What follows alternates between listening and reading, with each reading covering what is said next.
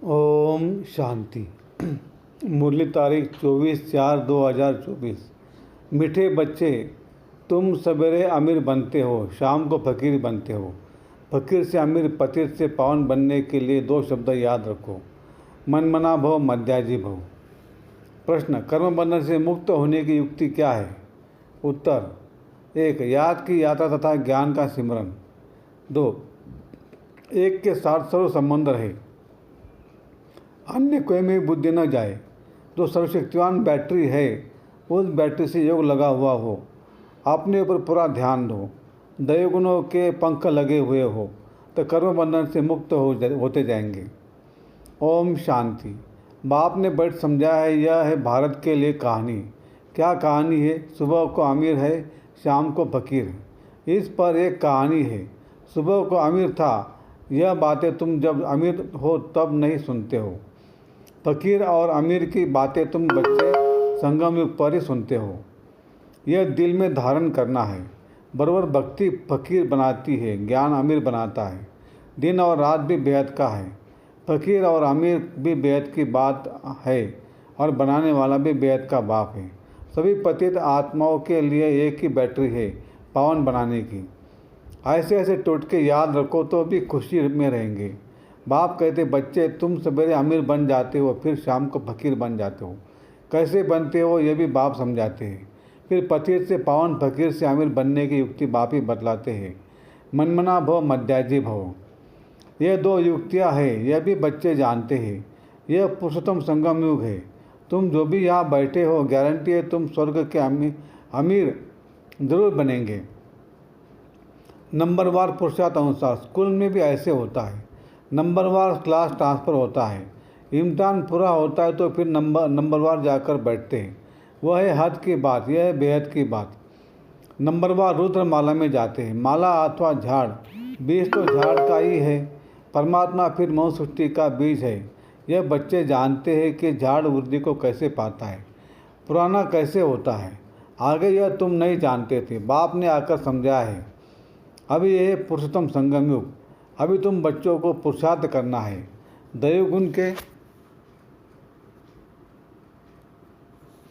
पंख भी धारण करने हैं, अपने ऊपर पूरा ध्यान देना है। याद की यात्रा से ही तुम पावन बनेंगे और कोई उपाय नहीं है। बाप जो सर्वशक्तिवान बैटरी है, उनसे पूरा योग लगाना है। उनकी बैटरी कभी ढीली नहीं होती। वह सतो रजो तमो में नहीं आते, क्योंकि उनके सदा कर्मातीत अवस्था है। तुम बच्चे कर्म बंधन में आते हो। कितने कड़े बंधन हैं। इन कर्म बंधनों से मुक्त होने का एक ही उपाय है, याद की यात्रा। इसके सिवाय और कोई उपाय नहीं। जैसे यह ज्ञान है, यह भी हड्डियाँ नरम करता है, यूँ तो भक्ति भी नरम बनाती है। कहेंगे यह बेचारा भक्त आदमी है, इनमें ठगी आदि कुछ नहीं है। परंतु भक्ति में ठगी भी होती है। बाबा अनुभवी है। आत्मा शरीर द्वारा धंधादौरी करती है तो इस जन्म का भी सब कुछ स्मृति में आता है। 4-5 वर्ष की आयु से अपने जीवन कहानी याद रहनी चाहिए। कोई 10-20 वर्ष की बात भी भूल जाते हैं। जन्म जन्मांतर का नाम रूप तो यह याद नहीं रह सकता। एक जन्म का तो कुछ बता सकते हैं, फोटो आदि रखते हैं। दूसरे जन्म का तो पता नहीं रह सकता है। हर एक आत्मा भिन्न भिन्न नाम रूप देश काल में पाठ बजाती है। नाम रूप सब बदलता रहता है। यह तो बुद्धि में है, कैसे आत्मा एक से छोड़ दूसरा लेती है। जरूर 84 जन्म, 84 नाम, 84 बाप बने होंगे। अंत में फिर तमो प्रधान संबंध हो जाता है। इस समय जितने संबंध होते हैं उतने कभी नहीं होते। कलयुग के संबंधों को बंधन ही समझना चाहिए। कितने बच्चे होते, फिर शादी करते, फिर बच्चे पैदा करते। इस समय सबसे जास्ती बंधन है चाचे, मामे, काके का। जितने जास्ती संबंध उतने जास्ती बंधन। अखबार में पढ़ा 5 बच्चे इकट्ठे जन्मे, 5 ही तंदुरुस्त है। हिसाब करो कितने ढेर संबंध बन जाते हैं। इस समय तुम्हारा संबंध सबसे छोटा है। सिर्फ एक बाप से सर्व संबंध, दूसरा कोई से भी तुम्हारा बुद्धियोग नहीं है सिवाय एक के। सतयुग में फिर जास्ती है। हीरे जैसा जन्म तुम्हारा अभी है। हाईएस्ट बाप बच्चों को एडॉप्ट करते हैं। जीते जी गोद में जाना वर्षा पाने के लिए सो अभी ही होता है। तुम ऐसे बाप की गोद में आए हो जिससे तुमको वर्षा मिलता है। तुम ब्राह्मणों से ऊँच कोई है नहीं, सबका योग एक के साथ है। तुम्हारा आपस में कोई संबंध नहीं है, बहन भाई का भी संबंध गिरा देता है। संबंध एक से होना चाहिए। यह नई बात, पवित्र होकर वापस जाना है।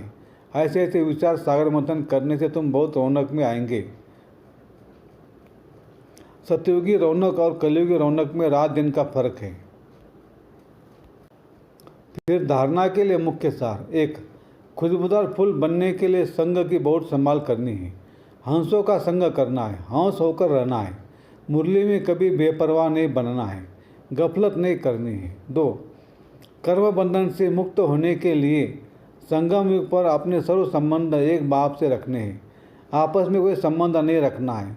किसी हद के संबंध में लव रग बुद्धि और लटकाना नहीं है। एक कोई याद करना है। वरदान। परमात्मा लव में लीन होने व मिलन में मगन होने वाले सच्चे स्नेही भवो। स्नेह की निशानी गाई जाती है कि एक दो होते भी दो न रहे, लेकिन मिलकर एक हो जाए। इसको ही समा जाना कहते हैं। भक्तों ने इसी स्नेह की स्थिति को समा जाना व लीन होना कह दिया है। लव में लीन होना यह स्थिति है, लेकिन स्थिति के बदले उन्होंने आत्मा के अस्तित्व को सदा के लिए समाप्त होना समझ लिया है।